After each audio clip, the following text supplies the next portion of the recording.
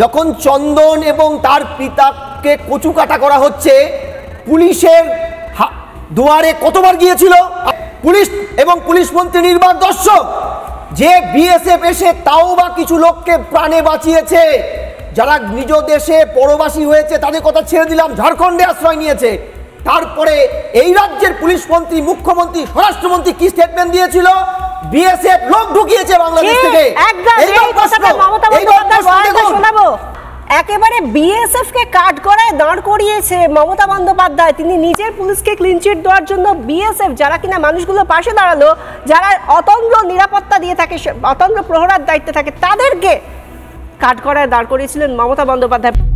আমার একটাই কোশ্চেন থাকবে হোম মিনিস্ট্রিতে, বিএসএফ কেন অ্যালাউ করলো? বর্ডারের দায়িত্ব তো আমাদের হাতে নেই। আগে আমাদের পুলিশ থাকতো এয়ারপোর্টে, এখন সেটাও উঠিয়ে দিয়েছেন। ট্রেনে লোক আসছে, আমাদের কাছে কোনো রিপোর্ট আপনারা শেয়ার করেন না। আপনারা লুকিয়ে লুকিয়ে ছুপা রুস্তম খেলা খেলবেন। আর पर्दा के पीछा में क्या है हम नहीं समझ सकते हैं, हम समझ सकते हैं इसको।